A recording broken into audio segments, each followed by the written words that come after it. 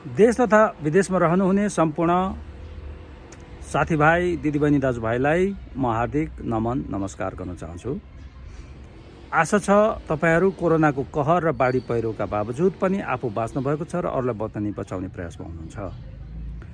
त मित्रहरू, आज म एउटा यस्तो महत्त्वपूर्ण यस्तो जटिल प्रश्न लिएर आउँदैछु जसको सही उत्तर मिल्न सकिरहेको छैन, जसको उत्तर नमिल्नाले समस्याको सही पहिचान हुन सकेको छैन र जबसम्म समस्याको सही पहिचान हुँदैन तबसम्म समाधानको सही मार्ग तय गर्न पनि सक्दैनौँ। त्यसकारण यो समस्याको जरा खोतल्ने प्रश्नहरू हामीले सोध्नुपर्छ र आफ्नो वास्तविक पीडाको चाहिँ स्रोत के हो भनेर पहिचान गर्नलाई हर प्रयास गर्नुपर्छ, डिस्कोर्सहरू चलाउनुपर्छ, छलफल चलाउनुपर्छ। त आज मैले एउटा समाजशास्त्रीय र ऐतिहासिक विचार पस्किने छु, तर सबैले बुझ्ने खालको एउटा चाहिँ सरल भाषामा त्यो आफ्नो प्रस्तुति राख्नेछु। त्यो महत्त्वपूर्ण प्रश्न, त्यो जटिल प्रश्न, त्यो सबैले बुझ्नै पर्ने प्रश्न, सम्पूर्ण दलित तथा गैर दलितले मनन गर्नुपर्ने, चिन्तन गर्नुपर्ने प्रश्न के हो भने हामी अछुत कसरी भयौँ? हामी अछुत कसरी भयौँ? त मित्रहरू, यो प्रश्नको उत्तरमा धेरैले कसैले मनगढन्ते, कसैले अलिकति पढे लेखेको हिसाबले, अलिकति इतिहास जानेको हिसाबले, अथवा कति चाहिँ धेरै वर्ष राजनीतिमा सङ्घर्षमा हिँडेको आधारमा आफ्ना आफ्नो तर्कहरू राख्ने गर्दछन्। कतिलाई लाग्छ कि हामी पेसाको कारण विभेदमा परेका हौँ। लुगा सिउने, फोहोर आरनमा बसेर कालो कोइलासँग खेल्नुपर्ने, गाईको चाहिँ छाला जस्तो चाहिँ अपवित्र चिज, अशुद्ध चिजलाई चाहिँ छोएर त्यसैबाट आफ्नो जीविकोपार्जन गर्नुपर्ने, यस्ता र भारतमा त झन् टोयलेट सफा गर्ने, सडक बढार्ने लगायतका काममा पनि दलितहरू चाहिँ संलग्न भएको कारणले यो घृणित पेसा, यो अछुत पेसा, यो अशुद्ध पेसाको कारण हामी विभेदमा परेका हौँ भन्ने पनि ठुलै जमात छन्। तर मित्रहरू, समयकालसँगै यो कुरा असत्य रहेछ भन्ने कुरा स्वतः सिद्ध हुँदै गएको छ। किनभने आज श्रेष्ठ टेलरिङ भन्ने टेलरिङ सेन्टर जत्रो ठुलो अरू छैन, तर त्यो टेलरिङ व्यवसाय गरेर त्यो श्रेष्ठको जात गएन, उसको कुल रोएन, उसको धर्मनाश भएन, उसको समाजमा जुन स्थान छ त्यो गुमेको छैन। त्यस्तै गरी जुत्ताको व्यापार गर्ने बाहुन छेत्री मगर छन्। पञ्चै बाजा ठोकेर रमाउने मगरहरू, बाहुनहरू पनि बाहुन बाजा, मगर बाजा भनेर अहिले देशभरि बजाइँदैछ। त्यसकारण तिनीहरूले पनि त्यो पेसाका कारण आफ्नो चाहिँ समाजमा स्थान पहिचान गुमाएका छैनन्। यसबाट स्वतः सिद्ध हुन्छ, स्वतः प्रष्ट हुन्छ कि पेसाको आधारमा हाम्रो विभेद भएको हो भन्ने केही हदसम्म सत्य भए तापनि मूल समस्या त्यो होइन रहेछ। अर्को समस्या छ खानपिनको कारण होला। त हामी रक्सी खान्छौँ, सुँगुर खान्छौँ, कुखुरा खान्छौँ, अनेक थरी खान्छौँ र कतिपय हिन्दूहरूको नजरमा, उच्च जातीय हिन्दूहरूको नजरमा त्यो एकदम सात्विक भोज मात्रै गर्नुपर्छ, यस्ता भोजनले हामीलाई अपवित्र बनाउँछ, त्यसकारण हामी विभेद हौँ भन्ने, विभेदमा पारेका हौँ, आफ्नै खानपिनले गर्दा हो भन्ने पनि गरिन्छ।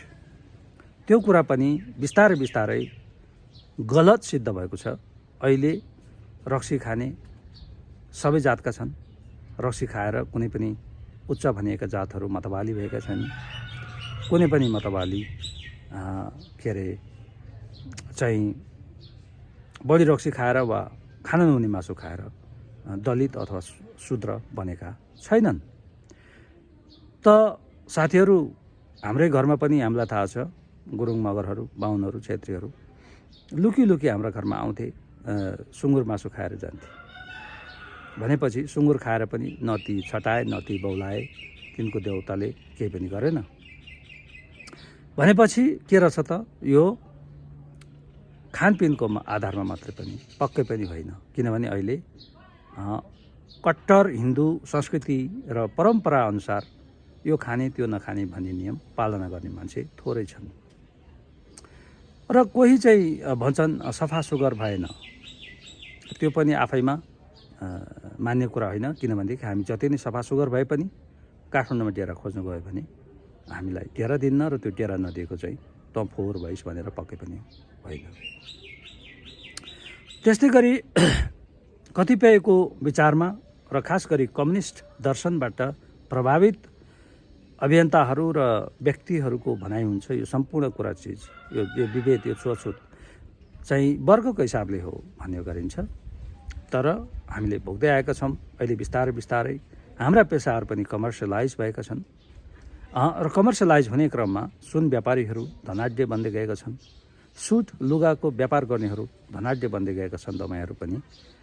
त्यस्तै जुत्ता व्यापारीहरू पनि निकै सफल बन्दै गएका छन्, आर्थिक रूपमा सम्पन्न बनेका छन्।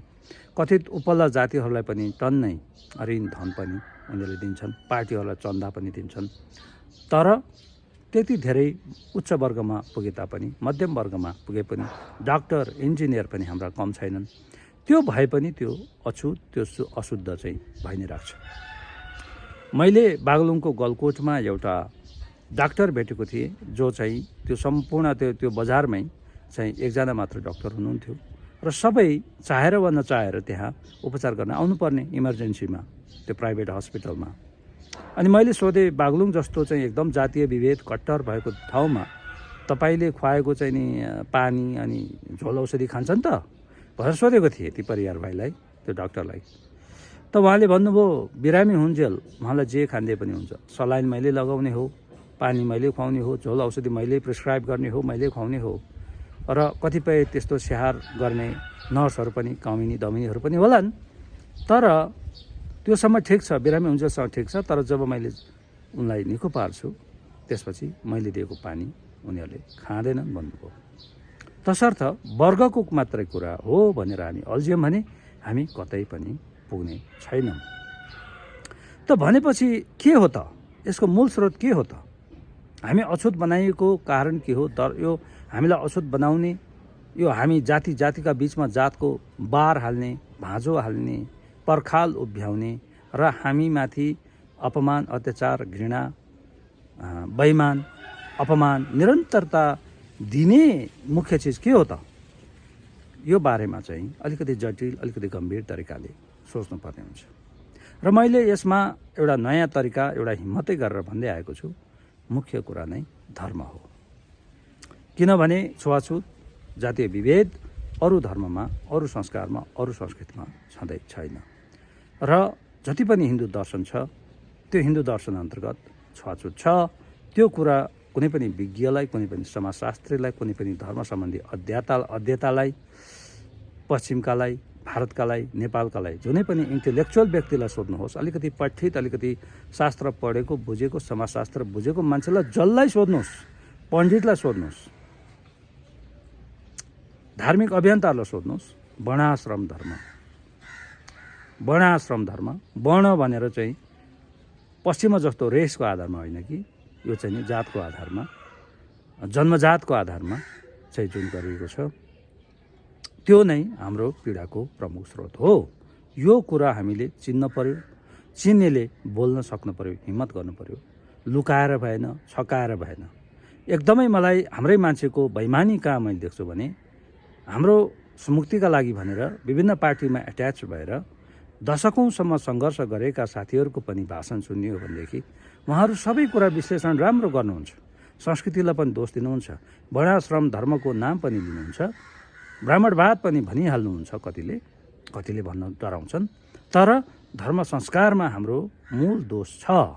हामीलाई धुलो पिठो बनाउने सिद्धान्त र दर्शन र व्यवहार धर्मद्वारा प्रेरित छ, धर्मद्वारा निर्देशित छ भनेर भन्ने आँट भने गर्दैनन्। त्यो उनीहरूको विभिन्न कारण होला। एउटा त पूर्ण ज्ञान नभएर पनि होला, एउटा अध्ययन नभएर पनि होला, अथवा विष्टहरूको कथित उच्च जातीय नेताहरूको डर त्रासले पनि त्यो हुन सक्दछ। कतिपय चाहिँ आफ्नो सुन वा सुट व्यापारमा घाटा होला भनेर पनि यस्तो कुरा बोल्न डराउलान्, त्यो आफ्नो ठाउँमा छ।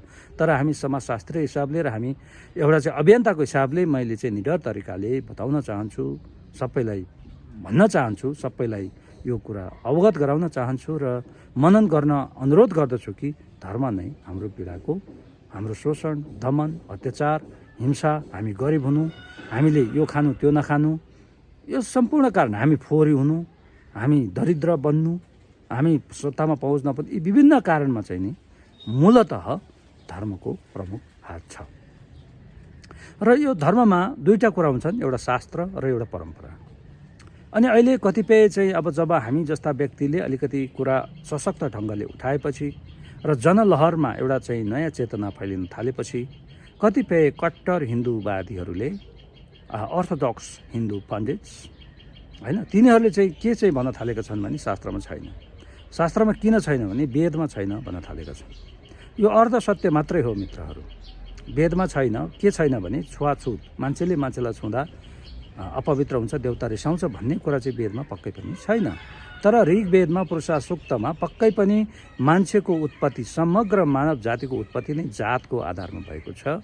र त्यो जात पनि पुरुषा भन्ने एकजना व्यक्तिको एउटा चाहिँ ईश्वरीय शक्तिको चाहिँ विभिन्न पार्टबाट बनेको छ, जसमा ब्राह्मण चाहिँ मगजबाट, दिमागबाट अथवा मुखबाट बनेको छ भने शूद्र चाहिँ पैतालाबाट उत्पन्न भएको छ भनेर यसरी सृष्टि नै चाहिँ यो चाहिँ जातीय आधारमा, होचो र अग्लोको आधारमा, को ठुलो को सानोको आधारमा, को पवित्र को अपवित्रका आधारमा, किनभने पैतालालाई त अपवित्र नै मानिन्छ, त्यसको आधारमा चाहिँ सृष्टिको व्याख्या गरेको हुनाले वेदमा भेदभाव छैन भन्न पटक्कै मिल्दैन।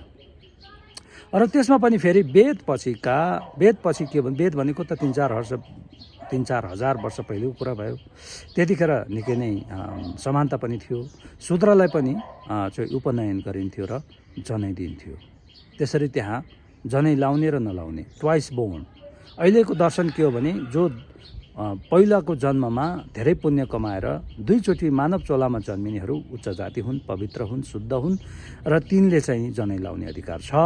तर जो शूद्र कुलमा जन्मिए तिनले चाहिँ भने जति चाहिँ पुण्य कमाउन सकेनन्, गलत कार्यहरू पहिला गरे। त्यस हिसाबले यिनीहरू चाहिँ झन्डै कुकुर जस्तै, झन्डै सुँगुर जस्तै, त्यो पशु जस्तै जुनीमा जन्मेका हुन्। यिनले चाहिँ मोक्ष पनि प्राप्त गर्न सक्दैनन्।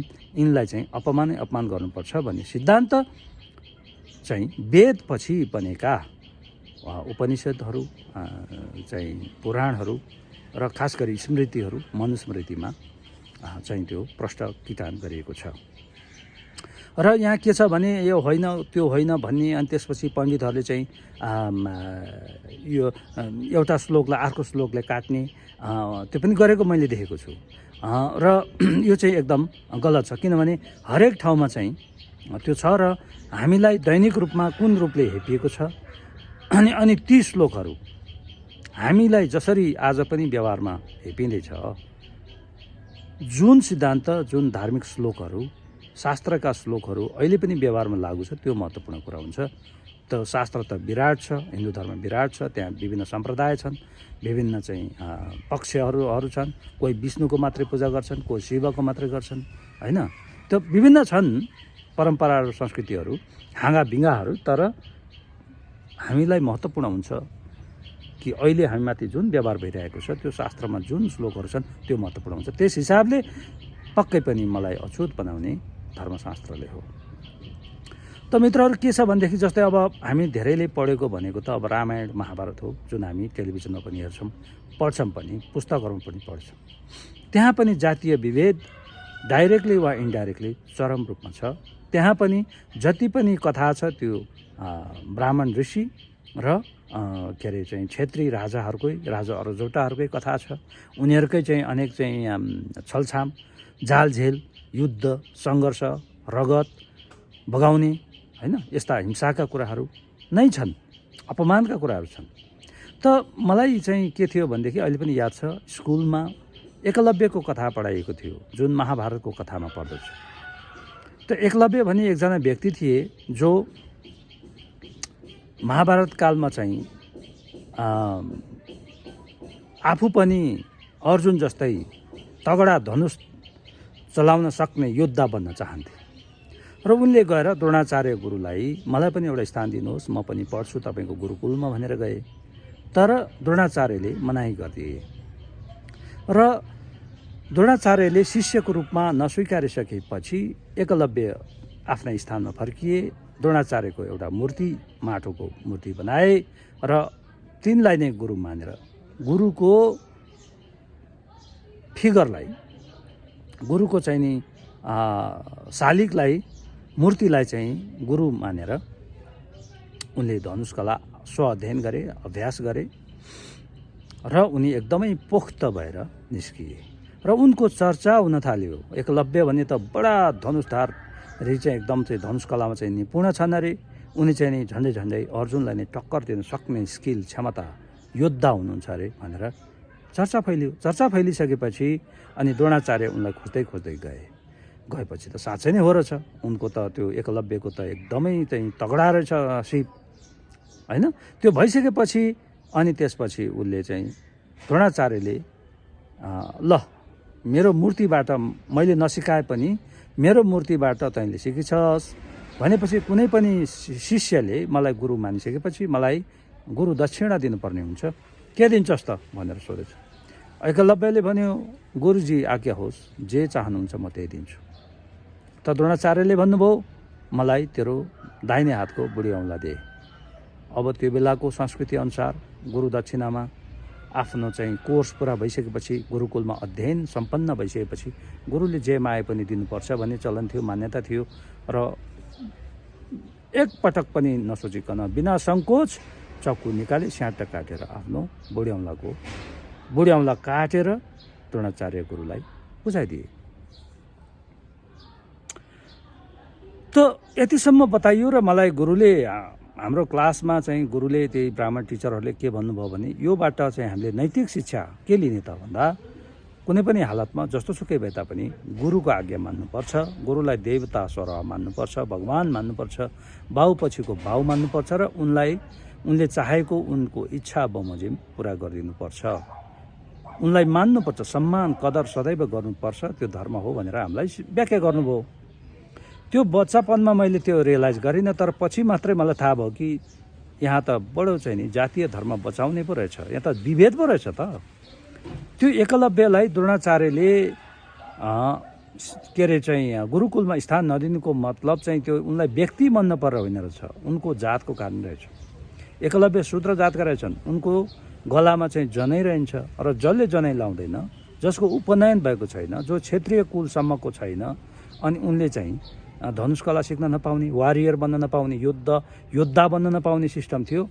त्यस अन्तर्गत चाहिँ गरे र पछि पनि फट्याइ चाहिँ यो गुरुले चाहिँ के गरे भने पछि उनलाई रियलाइज भयो कि स्व अध्ययनबाट यो यो यो यो यो शूद्र त अर्जुन एउटा चाहिँ क्षेत्री चाहिँ राजालाई चाहिँ टक्कर दिन सक्ने योद्धा भएछ, होइन? कृष्ण भगवान, कृष्ण पनि क्षेत्रीहरूकै नेता हुन्, त्यो तिनीहरूलाई समेत टक्कर दिन सक्ने शूद्र भइसकेपछि त अप्ठ्यारो पर्यो, गाह्रो पर्यो। तसर्थ उनले चाहिँ बडो जालझेलपूर्ण तरिकाले औँला मागे। जब औँला काटियो अनि त्यत्रो साधना गरेर प्राप्त गरेको धनुषकला समाप्त भएर गयो, किनभने दाहिने हातको बुढी औँला काटिसकेपछि उनले फेरि धनुष राम्रो सकुशल रूपमा चलाउन सक्ने अवस्था नै रहेन। त्यसै गरी चाहिँ के भइरहेको छ त मित्रहरू भन्दा हामीहरूलाई हरेक पटक शूद्रहरूलाई चाहिँ हाम्रो औँला जस्तै हाम्रो स्वाभिमान, हाम्रो क्षमता, हाम्रो उद्देश्य, हाम्रो मनोविज्ञानलाई चाहिँ पटक पटक छिनाइएको छ, हाम्रो आत्मविश्वासलाई काटिएको छ र हामी माथि उठ्न सकिरहेका छैनौँ। त्यस्तै गरी रामायणको कथामा पनि छ, हेर्नुहोस्, तपाईँको चाहिँ ब्राह्मणहरूले अथवा शिक्षकहरूले नपढाउलान्। आदिकवि भानुभक्त भन्नुभएको छ, तर उहाँले पनि यो कथालाई चाहिँ नि अभोइड गर्नुभएको छ, हटाउनु भएको छ उहाँको रामायणमा। त्यो के भने सम्मुखलाई मारेको। त एकपटक के भएछ भनेदेखि राम राज्यमा चाहिँ राम राज्यमा कसैको पनि अकाल मृत्यु हुने थिएन। तर एकपटक एउटा ब्राह्मणको छोरो, सानो छोरो बितेछ। त्यो बितिसकेपछि ब्राह्मण चाहिँ नि बडो रिसायो र रामको दरबारमा ढोकानिर ल्याएर चाहिँ त्यो लास राख्यो र मलाई न्याय चाहियो, कसले चाहिँ धर्म छोड्यो जसले गर्दा मेरो छोराको क्षति भयो भन्यो। त रामले आफ्नो चाहिँ ब्राह्मण ऋषिहरूसँग चाहिँ छलफल गरे, भाइ भारदारसँग छलफल गरे, कहाँ के भयो होला त यस्तो भएको। अनि कतिपयले भने कि यो शूद्रहरूले आफ्नो धर्म पालन नगरेको हुनाले चाहिँ त्यो हुनसक्छ है प्रभु। त्यसपछि कुन शूद्रले चाहिँ कहाँ चाहिँ यस्तो दुर्व्यवहार गर्यो, धर्मअनुसार वर्णाश्रम धर्मलाई चाहिँ मानेन भनेर चाहिँ उनले खोज्न पठाए, कतै पनि कोही भेटिएन। र राम स्वयं चाहिँ पुष्पक विमानमा चढेर दक्षिण भारतमा गए। जाँदाखेरि त एकजना उनले यस्तो तपस्वी भेटे जो आश्चर्यपूर्ण तरिकाले खुट्टामाथि बाँधेर तुरुङ्ग झुन्निएर केही नखाइकन कठोर तपस्या गरिरहेका रहेछन्। त्यहाँ गएर रामले सोधे, तपाईँ यस्तो चाहिँ कठोर तपस्या गर्ने महान तपस्वी को हुनुहुन्छ? त तपस्वीले भने म सम्मुख हुँ। तिम्रो फेरि हेर्नुहोस्, रामले पनि सोध्थे, तिम्रो चाहिँ वर्ण के हो, तिम्रो जात के हो, तिम्रो कुल के हो, जे भने पनि हुन्छ भनेर सोद्धाखेरि मलाई शूद्र भन्न सक्नुहुन्छ भनेछ। नभन्दै उसको गलामा फेरि त्यो उपनयन थिएन, त्यो जनै थिएन। अनि तपाईँले किन यस्तो चाहिँ नि कठोर तपस्या गरे त भन्ने रामको प्रश्नमा ती सम्मुखले भने, प्रभु महाराज, म चाहिँ जिउँदै स्वर्ग जान चाहन्छु, त्यसका लागि मैले तपस्या गरिरहेको छु। यो सुन्ने बित्तिकै राम, भगवान राम, राजा राम रिसाए, आक्रोशित भएर त्यो क्रोधमा उनले एउटा आफ्नो तरवार झिकेर स्याटै गला काटिदिए, शम्भुकको घाँटी छिन्यो। जब शम्भुकको घाँटी छिन्यो, त्यो ब्राह्मण ऋषिको छोरो, मरेको छोरो जुरुकै उठ्यो, बिउजियो। उसले पुनः जीवन प्राप्त गर्यो। र यति मात्र भएन, स्वर्गबाट चाहिँ पुष्प वृष्टि भयो। देवताहरू, स्वर्गका देवताहरू, भगवानहरू सारा खुसी भए, किनभने उहाँहरूलाई पनि बडो ठुलो चिन्ता रहेछ, एउटा शूद्रले मर्दै नमरी हाम्रो तपस्या गरेर शिव अथवा विष्णु अथवा को भगवानलाई खुसी पारेर मर्दै नमरी एउटा शूद्रको अपवित्र अशुद्ध पाइला हाम्रो स्वर्गमा आउने भयो भनेर आत्तिएका रहेछन्, अत्तालिएका रहेछन्। रामले ठ्याक्क मारिदिएपछि ती देवताहरू खुसी भए र खुसी हर्षोल्लास मनाए। यस्ता कथाहरू रामायण महाभारत जताततै छ हजुर।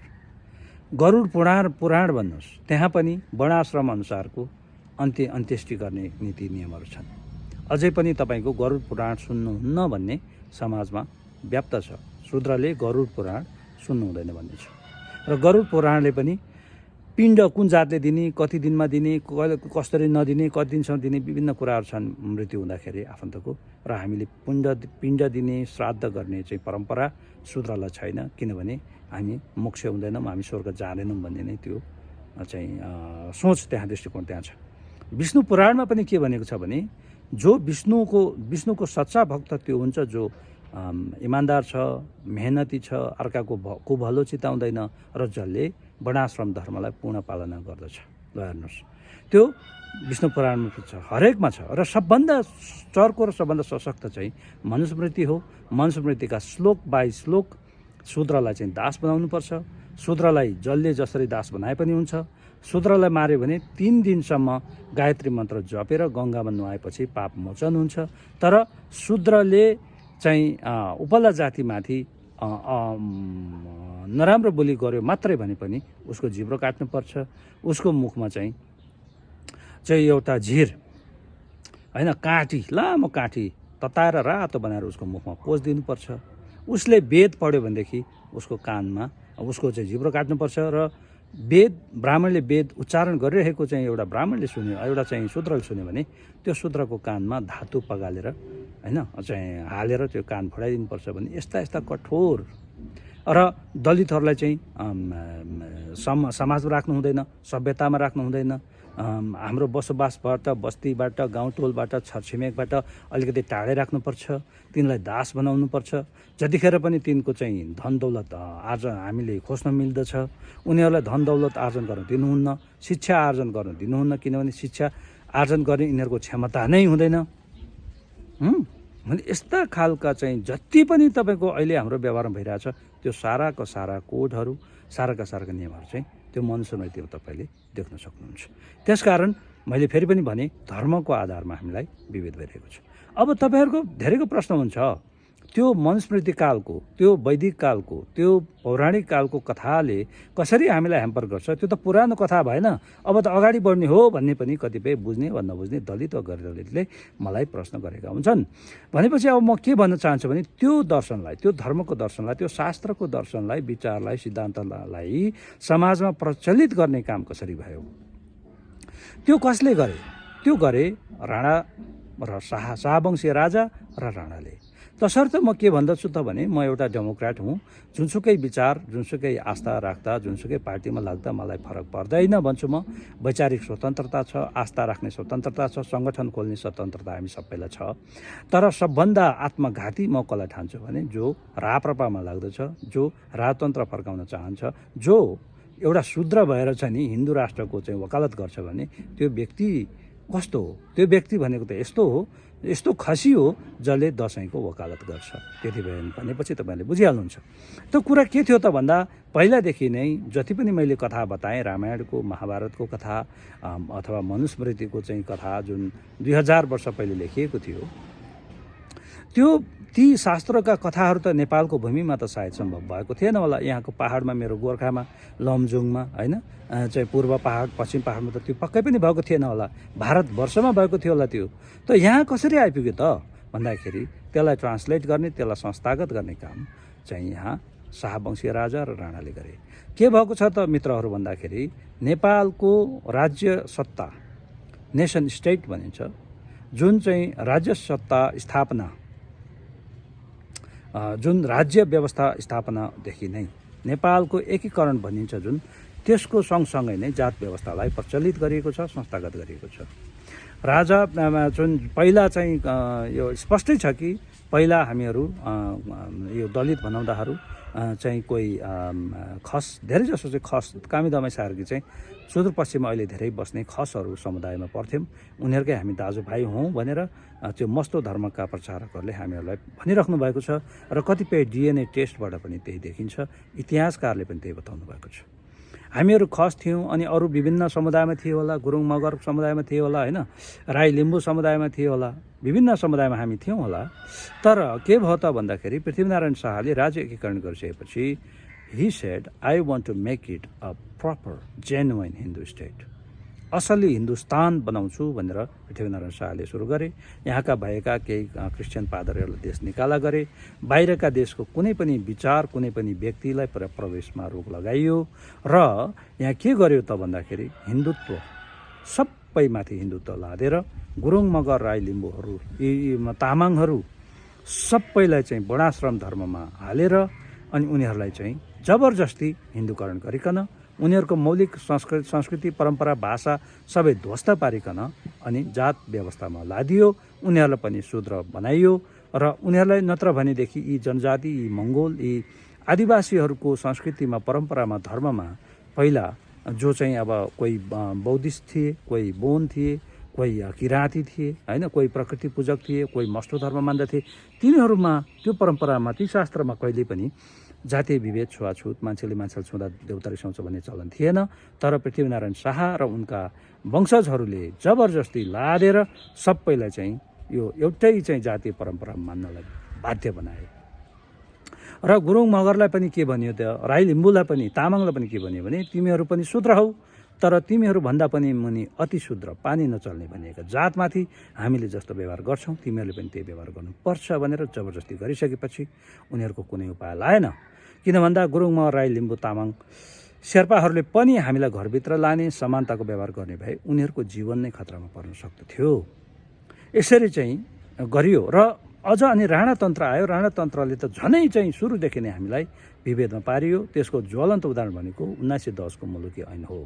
विक्रम सम्वत 1910 जुन जङ्गबहादुर राणाले चाहिँ जुन एउटा चाहिँ मुलुकी ऐन भनेर प्रथम एउटा चाहिँ संविधान लेखे, त्यसमा चाहिँ सम्पूर्ण हिन्दू नीति, चालचलन, संस्कृतिलाई, परम्परालाई भारतका ब्राह्मणहरू ल्याएर उनीहरूको चाहिँ सुझाव मुताबिक, उनीहरूको सरसल्लाह मुताबिक चाहिँ यहाँ व्यवस्था गरियो। र त्यहाँ तपाईँले त्यो मनुस्मृति जुन सर्वसुलभ त छैन, तर तपाईँहरूले खोजी खोजी पढ्नुभयो भनेदेखि अनि हामी कामी दमाई सार्की बिचमा किन विभेद हुन्छ, अनि अन्य जातिले किन विभेद गर्छन्, अनि जति नै धनी जेसुकै भए तापनि किन कामी दमाई ले मात्र होइन, गुरुङ मगरले छोएको पनि कट्टर हिन्दू ब्राह्मण क्षेत्रले खाँदैनन्, र ब्राह्मणै भित्र पनि जैसी र उपाध्यायका बिचमा किन विभेद छ, किन त्यहाँ बहस छ, त्यहाँ चाहिँ बेमेल छ।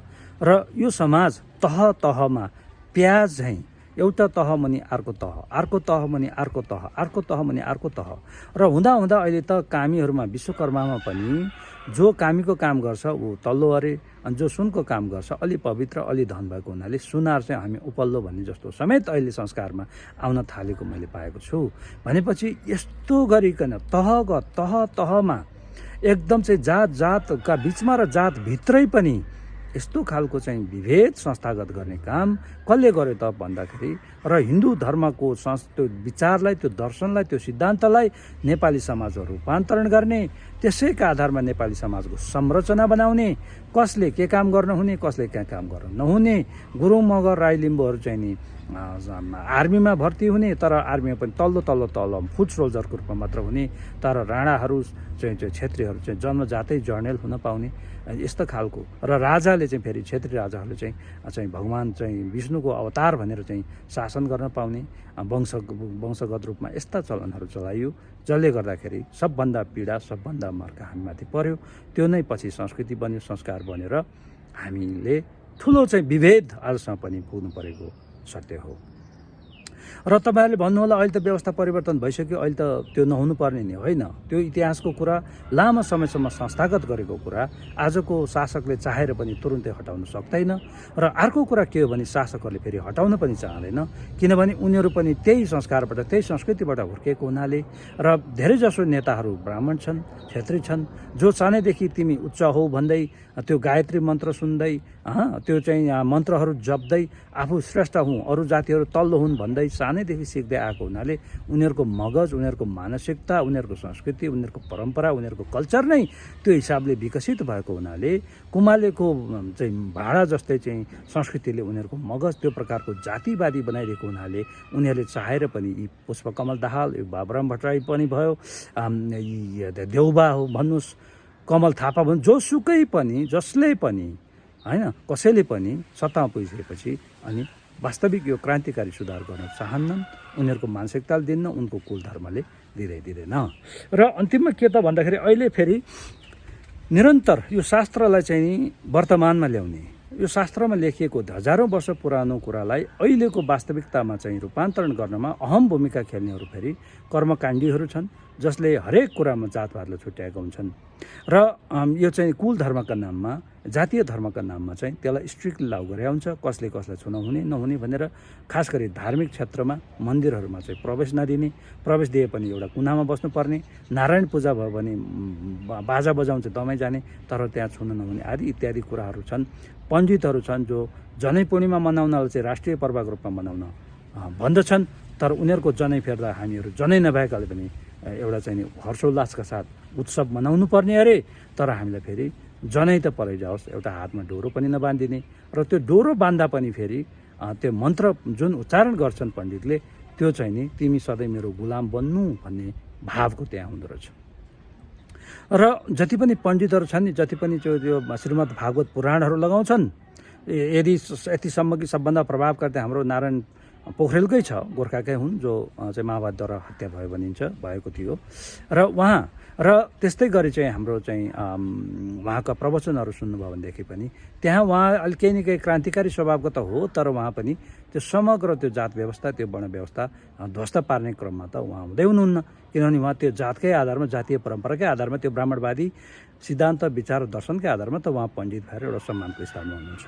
किनभने एउटा कामी दमाई सार्की जति नै पढे लेखेको भयो भने, एउटा चाहिँ नि डोम चमार होइन, जति नै पढे पनि त्यो नारायण पोखरेलभन्दा तगडा भए पनि, सशक्त भए पनि उसले स्थान पाउँदैन। उसको प्रवचन, उसको चाहिँ श्रीमद् भागवत पुराण कसैले सुन्दैन, कसैलाई उसले पण्डितको रूपमा, पुरोहितको रूपमा प्रयोग गर्दैन। र अहिले उनकै छोरा अहिले के अरे दिनबन्धु पोखरेल पनि निकै नाम चल्दै आएको छ। उनले पनि लाखौँ उठाइदिन्छन्, जहाँ पनि श्रीमद् भागवत पुराण लाउँछन्, देश विदेशमा केही न केही उनको नाम भएको छ। उनी पनि त्यही हो, बाउको बिलो धामेका छन्। एउटा जातका आधारमा, कास्ट हायरार्कीको आधारमा स्ट्रक्चरल डिभिडेन्ट भन्नुहुन्छ जुन डाक्टर सञ्जीव उप्रेतीले, त्यो स्ट्रक्चरल डिभिडेन्ट नै हो, स्ट्रक्चरले नै उहाँलाई त्यो पुर्याएको हो। अध्ययनले मात्र होइन, अध्ययनले मात्र म त्यो बन्न सक्दिनँ, समाजमा स्वीकार्य हुन्न, त्यो सत्य कुरा हो। र उहाँले एउटा लेख लेख्नु भएको छ, उहाँ अलिकति परिवर्तनशील स्वभावकै हुनुहुन्छ र उहाँले पनि मलाई भन्नुभएको छ आउनुहोस् सँगै काम गरौँ भन्नुभएको छ। त्यो एकदम राम्रो हो। म पण्डितहरूसँग सहकार्य गर्दै अगाडि बढ्न चाहन्छु, सुधारको लागि सकेसम्म प्रयास गर्न चाहन्छु। र अस्ति मात्रै दीनबन्धु पोखरेलले एउटा लेख लेख्नुभएको रहेछ, जहाँ चाहिँ उहाँले भन्नुभएको रहेछ कि मनुस्मृति हाम्रो होइन भन्ने खालको। मनुस्मृतिमा छ, विभेद छ, तर त्यो हाम्रो होइन, हाम्रो अरूहरू नै हुन् भनेर खालको त्यस्तो आर्गुमेन्ट प्रस्तुत गर्नुभएको छ।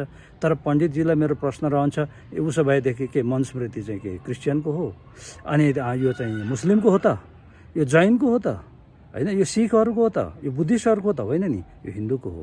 र त्योभन्दा पनि अति महत्त्वपूर्ण जुन पण्डित नारायण पोखरेल लगायत सबैले बुझ्नु आवश्यक के छ त भन्दाखेरि समग्रतामा हामीलाई शास्त्रमा यो छ, यो छैन, यो श्लोकले यसो भन्छ, समानताको कुरा गर्छ, न्यायको कुरा गर्छ भनेर सिकाइरहनु आवश्यक छैन। सबभन्दा महत्त्वपूर्ण कुरा के हो भने कुन श्लोकले, अघि मैले भने जस्तै कुन श्लोकहरूले, कुन शास्त्रका अनुच्छेदहरूले, कुन शास्त्रका अध्यायहरूले हामीलाई अहिले ठहरै पारिरहेको छ, कुन शास्त्रका मान्यताहरू, मूल्यहरू, विचारहरू, दर्शनहरू, सिद्धान्तहरू अहिले पनि समाजमा सर्वव्यापी छ, कुन शास्त्रका अनुसार त्यसको निर्देशन र नीति बमोजिम आज हामीमाथि विभेद गर्ने, कुकुर छिरे घरमा पस्न नदिने, हिन्दू भएर हिन्दू भाटामा पस्न नदिने, र एउटै धर्म भएर पनि जनै नपाउने, उचित सम्मान नपाउने, उपनयन नपाउने, वेद पढ्न नपाउने, वेद छुनै नहुने, यो चलन कहाँबाट चल्यो त? यो त यसको चाहिँ कोडिफिकेसन, यसको स्पष्ट उदाहरण जे त्यहाँ लेखिएको छ हामीले त्यही भोगेका छौँ। त्यो कुरा त हामीले हेर्नुपर्ने हुन्छ, र त्यो भनेको मुख्यतया मनुस्मृति नै हो। अरू शास्त्रहरू पनि हुन्, पुराणहरू पनि हुन्, रामायण पनि हो, महाभारत पनि हो, त्यहाँ प्रत्यक्ष वा अप्रत्यक्ष रूपमा त्यहाँ विभेद छ होइन, मैले अघि बताइहालेँ। तर प्रत्यक्ष देखिने र सुनिने र प्रत्यक्ष चाहिँ ठ्याक्कै हाम्रो समाजमा लागू गरेको चाहिँ मनुस्मृति हो। भारतमा पनि धेरै हदसम्म त्यही हो, शूद्रलाई दबाउनलाई मनुस्मृतिको प्रयोग भएको छ। मनुस्मृतिमा जे लेखिएको छ मुलुकी ऐनमा लगभग त्यही लेखिएको छ। मनुस्मृतिले भन्छ कि वेद पढ्ने अथवा वेद अथवा कुनै पनि पुस्तक पढ्ने शूद्रलाई चाहिँ जिब्रो काट्नु, र जुन शूद्रले मन्त्र उच्चारण गरेको सुन्दछ उसको कानमा धातु पगालेर कान फुटाइदिनु, जसले उच्च जातीय चाहिँ जुन शूद्रले उच्च जातीय महिलासँग सहवास गर्छ त्यसलाई मार्नु, त्यसको सम्पत्ति हरण गर्नु, अनि शूद्रलाई चाहिँ धन सम्पत्ति शिक्षा आर्जनको अधिकारबाट वञ्चित गर्नु, तिनलाई घर समाज संस्कृति टोल छिमेकबाट टाढै राख्नु, तिनलाई जुठो पोरो खुवाएर तिनलाई चाहिँ फाटेको टालेको कपडा दिएर तिनको चाहिँ प्राण अल्झाउनु र तिनलाई दास बनाउनु भन्ने स्पष्ट मनुस्मृतिमा छ कि छैन? र त्यो स्पष्ट नीति बमोजिम मुलुकी ऐनमा त्यो व्यवस्था छ कि छैन? र त्यही मुलुकी ऐनको सिद्धान्त अहिलेको कालमा पनि, अहिलेको नेपाली समाजमा पनि व्याप्त चाहिँ छ कि छैन? त्यसैका आधारमा हामीमाथि हिंसा, अत्याचार, अपमान भएको छ कि छैन? त्यो महत्त्वपूर्ण हुन्छ। त्यसकारण दीनबन्धु पोखरेलजी लगायत सम्पूर्ण पढे लेखेका चाहिँ उच्च जातीय बनाउँदा अगुवाहरू, पण्डितहरू, नेताहरू, अभियन्ताहरू र हाम्रै दलित अभियन्ताहरूले पनि यो कुरा स्पष्ट बुझ्न सक्नुपर्दछ। यसमा कुनै दुविधा राख्नु हुँदैन, कुनै छलछाम जालझेलको पछाडि लाग्नु हुँदैन। कतिले मलाई भन्ने गरेका थिए, मैले फेसबुक राख्दाखेरि यो मैले श्लोकहरू भावार्थ उल्था गरेर राख्दाखेरि, होइन यो त चाहिँ होइन, यो कुन चाहिँ एउटा चाहिँ पश्चिमको स्कलरले, विज्ञले उल्था गरेको चिज हो, यो त धर्मको वास्तविक यो सत्य कुरा होइन भनेर अस्ट्रेलिया बस्ने स्याङ्जाको एउटा ब्राह्मण साथीले मसँग टक्कर गर्दै थिए। मैले सबै झुटो बोलेको रे त्यो श्लोकहरूमा, ल हेर्नुहोस् भनेपछि यस्तोसम्म चाहिँ तपाईँको चाहिँ कुनै पनि एउटा स्कलर, एउटा युनिभर्सिटीको तलब खाएर बस्ने स्कलरले होइन, त्यो म्याक्स मुलर भन्नेले चाहिँ किन चाहिँ उनी पक्का संस्कृतको ठुलो विद्वान थिए, उनले जे छ लेखेको छ त्यही उल्था गरिदिए। त्यस्तै गरी कति उल्था त हाम्रो अम्बेडकरले पनि गरेका छन्, कोही हदसम्म भारतकै स्कलरहरूले पनि गरेका छन्, अनि त्यहाँ त अङ्ग्रेजीमा पनि छ, एक खालको तामिलमा पनि छ, केही त जर्मन भाषामा पनि गरेका होलान् होइन, त्यस्तै गरी चाहिँ भोजपुरी भाषामा गरेका होलान्, हिन्दी भाषामा त पक्का छ। ल हेर्नुहोस् त, कहाँ छैन विभेद? मैले लेखेको कहाँ गलत छ?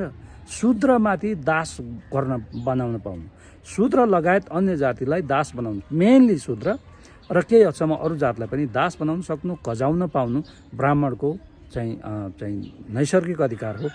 चाहिँ भगवानले नै शूद्रलाई चाहिँ दास बनाउनलाई रचना गरेको हो, पृथ्वीमा ल्याएको हो भनेर लेखेको छैन भनेर भन्न सक्नुहोस् त?